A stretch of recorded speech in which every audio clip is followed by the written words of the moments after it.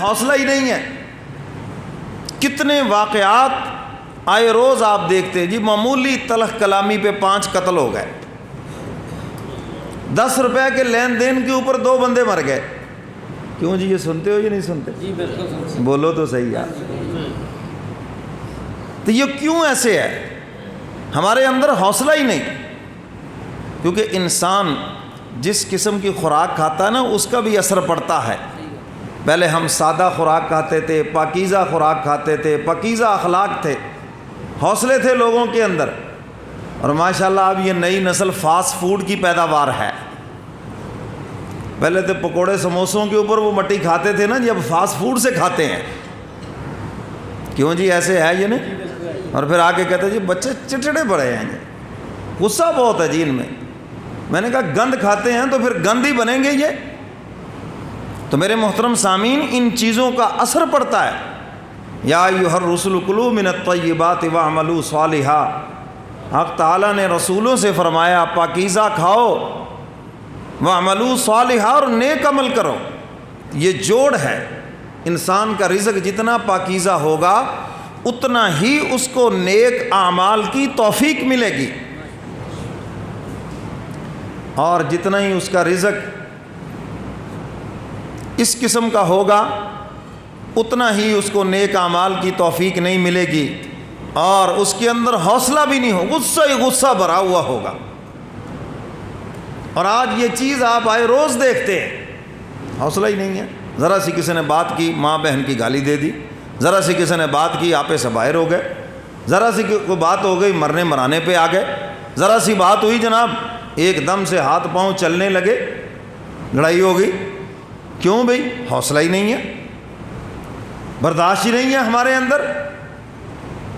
تو میرے محترم سامعین، یہ حق تعالیٰ کی صفت ہے، تو حق تعالیٰ یہ چاہتے ہیں کہ میرا بندہ بھی میرے اس وصف کو، میری صفت کو اختیار کرے تاکہ وہ میرا قرب حاصل کرے۔ اور ہم سب یہاں جمع بھی اس لیے ہوئے ہیں، ہم سب کو اللہ کا قرب نصیب ہو جائے، ہمیں اس کی محبت اور اس کا پیار نصیب ہو جائے۔ تو اللہ تعالیٰ نے وہ چیزیں بتلائی ہیں کہ آپ اگر ان پہ عمل کریں میرے پیارے ہو جاؤ گے۔ حوصلہ لاؤ اپنے اندر۔ میرے محترم سامعین، حق تعالیٰ خود کتنے حوصلے والے ہیں۔ زمین اس کی ہے، رزق اس کا ہے، ساری کائنات اس کی ہے، اور سارے اس کی نافرمانی کر رہے ہیں، پھر وہ کچھ نہیں کہتے۔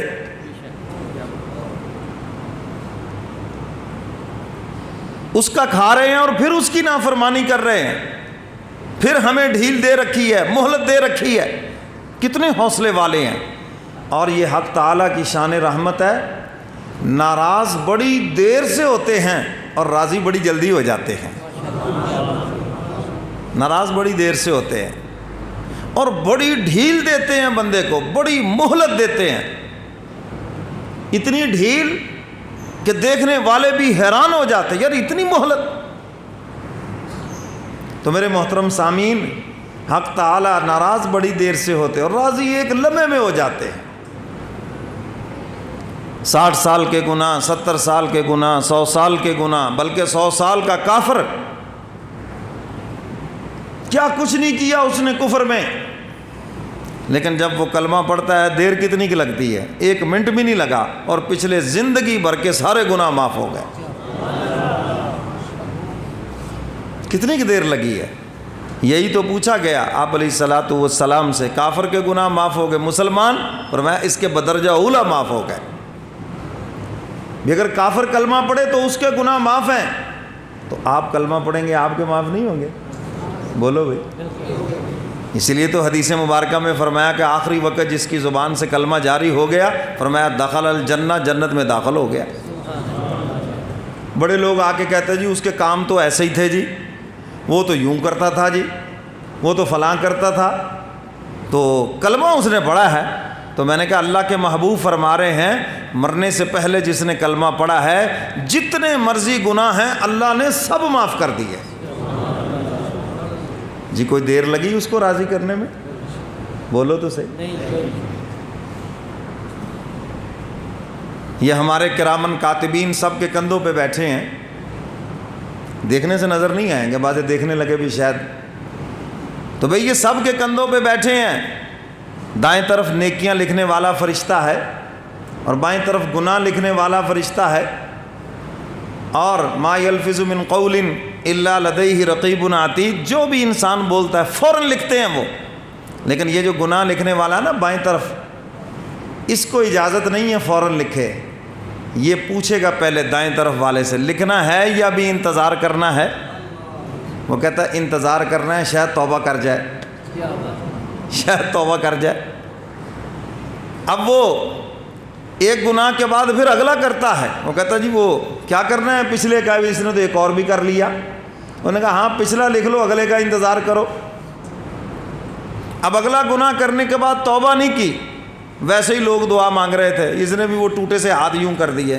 دعا کے اندر ہاتھ بھی ہم سیدھے نہیں کرتے. یہ طریقہ ہے. یہ دیکھو نا، ایسے پیالہ بن جائے، محتاج بن کے مانگے. تو کوئی ایسے کر کے بیٹھا ہے، کوئی یوں کر کے بیٹھا ہے. اور ہمارے فوتگیوں پر تو عجیب ہی ڈرامے ہوتے، وہ نیچے اخبار پھڑی ہوئی ہوتی ہے، نیچے ہی بس بیٹھے، چلو اللہ اللہ خیر صلی اللہ. تو اب دعا مانگ رہے تھے، یہ بھی بیچ میں چلا گیا. دعا مانگنے والے نے کہا یا اللہ ہمارے گناہوں کو معاف کر دے. اب اس نے بھی ادھر ادھر دیکھتے کہہ دیا آمین. تو یہ فرشتہ فوراً کہتا دیکھو جی اس نے معافی مانگ لی ہے، لہٰذا اس کا گناہ معاف ہو گیا. تو میرے محترم سامعین، اور عبادات کے اندر ریاکاری ہے، دکھلاوا ہے. لیکن فرمایا توبہ استغفار ایسی چیز ہے، اگر کوئی بندوں کو دکھلانے کے لیے بھی اللہ سے توبہ کرے، اللہ پھر بھی معاف کر دیتے ہیں. اتنے بڑے غفور الرحیم ہیں. تو وہ کتنے حوصلے والے ہیں. دیکھ رہے ہیں سب کچھ. بندہ چھپ کے زنا کرتا ہے، اللہ تو دیکھ رہے ہیں نا. بندہ چھپ کے چوری کرتا ہے، اللہ تو دیکھ رہے ہیں نا. بندہ کسی کے پیٹھ پیچھے بیٹھ کر اس کی برائی کرتا ہے، اللہ تو دیکھ رہے ہیں نا. یہ جو تو چھپ کے کرتا ہے اہل جہاں سے، یہ جو تو چھپ کے کرتا ہے اہل جہاں سے، کوئی دیکھتا ہے تجھے آسماں سے. اور وہ دیکھ رہے ہیں تمہیں. تو کتنے حوصلے والے ہیں، وہ دیکھ بھی رہے ہیں اور پھر تمہیں ڈھیل دے رکھی ہے، مہلت دے رکھی ہے تمہیں. تو میرے محترم سامعین، حق تعالیٰ یہ چاہتے ہیں کہ میرے بندے میں بھی حوصلہ ہو، میرا بندہ بھی صبر والا ہو. اور قرآن پاک میں فرمایا ان اللہ مع الصابرین، اللہ صبر کرنے والوں کے ساتھ ہے. اللہ بے صبروں کے ساتھ نہیں ہے، اللہ صبر کرنے والوں کے ساتھ ہے. تو میرے محترم سامعین، حق تعالیٰ